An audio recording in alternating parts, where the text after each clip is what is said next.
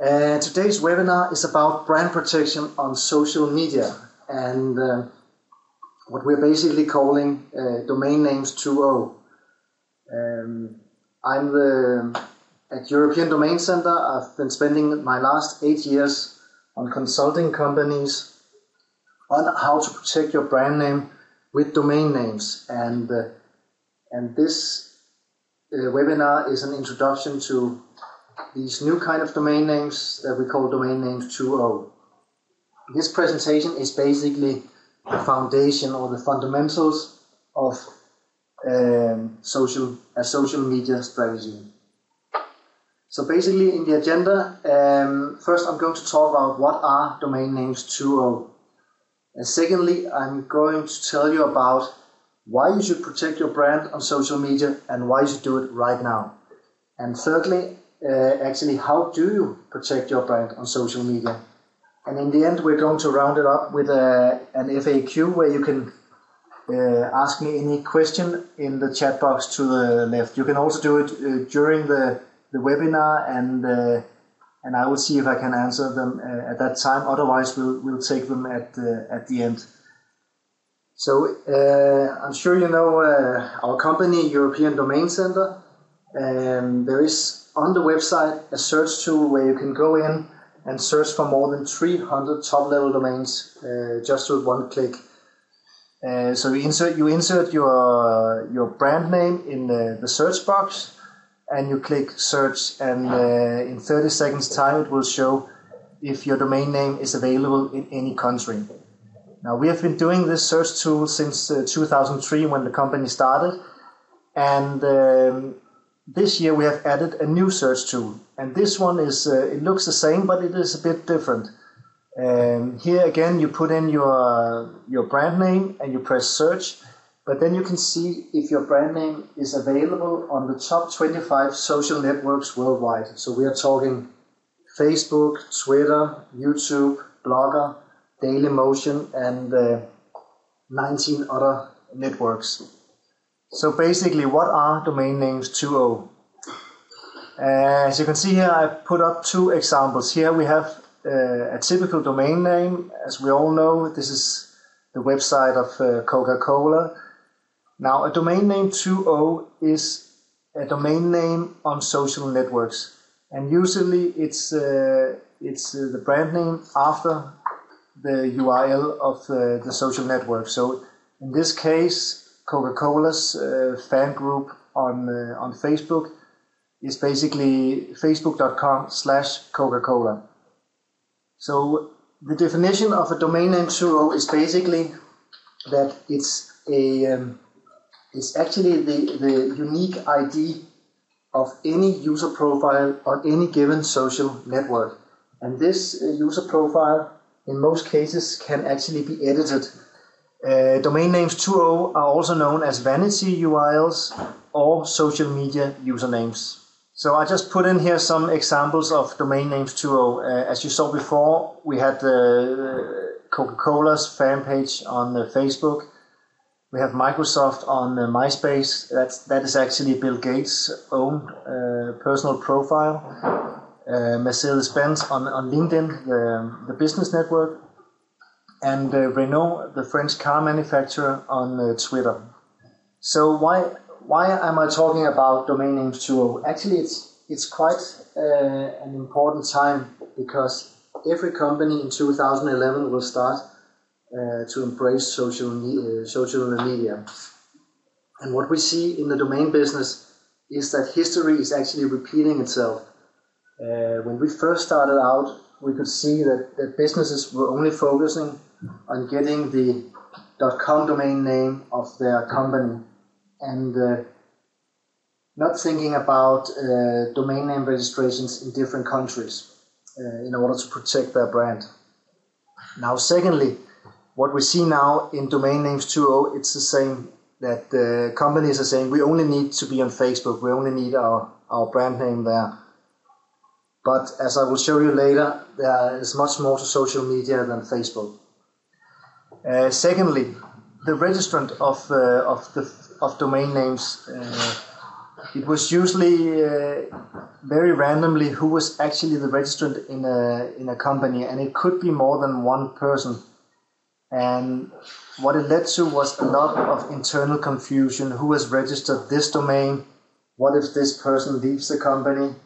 And practically, it took a long time for companies to understand that you need to have one central registrant in the company. You need to have a centralized registration process. For domain names 2.0, we see the same thing repeating over again. It's if you have a specific social media section of the company, then they will perhaps register this domain name 2.0, or anyway, social media. Sometimes it could be a student employee who's handling Facebook, and so really, what all this leads to. And what it led to for domain names was that first companies got cyber squatted. And what I mean with cyber squatted is that, okay, you got your .com domain, but suddenly they took somebody else registered your .dk domain for Denmark, or .es domain for Spain, or co.uk for England. And this was basically a problem. Also, they registered typo domains. So, for instance, if your domain name had a very obvious, if it was very easy to misspell your domain name, then they would register this domain instead.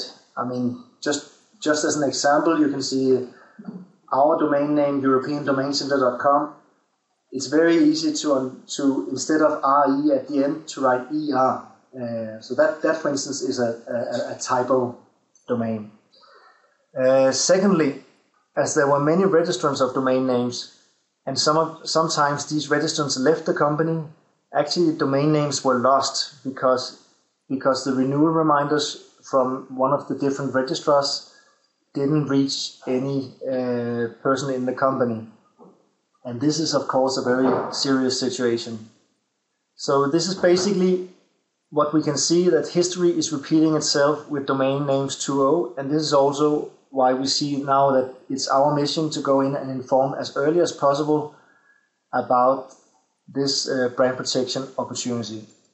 So why should you protect your brand on social media right now? And this leads me to a story about in the recent Super Bowl final 2 weeks ago. Actually, there were two major companies advertising in the Super Bowl, but using their Facebook group as a place to drive web traffic. This example from Budweiser, it will show you that they use their facebook.com/Budlight to drive over potential users. Now this is a change of strategy from major companies that we're seeing, that normally they were driving traffic to their websites. Now suddenly Facebook is more important for them. So what does this mean? This means that if bigger companies are starting to do this now, other companies will follow. And when there is this attention to getting your name on Facebook, then for sure there are also third parties who will suddenly see, hey, why don't I just register the brand name of somebody else? I mean, why? And that's when we see cyber squatting on Facebook. This is actually the Facebook page of Budlight, and as you can see here, I hope it's clear enough, you can see that more than 1 million people actually like this, so it was quite a popular campaign for them. Anyway, it's a different story. So the problem with domain names 2.0 is that legislation is very limited. Now, in this following table here, I've listed the legislation for domain names in the column to the left, and domain names 2.0 in the column to the right. Now, for domain names, if somebody is infringing on your trademark, then you can go to WIPO or another trademark association where your trademark is registered and complain. This is what we call a unique dispute resolution policy. For domain names 2.0, there is none of these official institutions. You can basically, if somebody has taken your name on Facebook and you feel you have a right to it, you can contact Facebook. And then Facebook has to be the judge if you should get this name back. Now secondly, I don't know if you know this expression, but sunrise periods are basically a protected period for trademark holders when a new top-level domain is launched. This means that trademark holders and other brand owners, they have the right to register their names some months before it's open to the public. For domain names 2.0, it's basically first come, first served.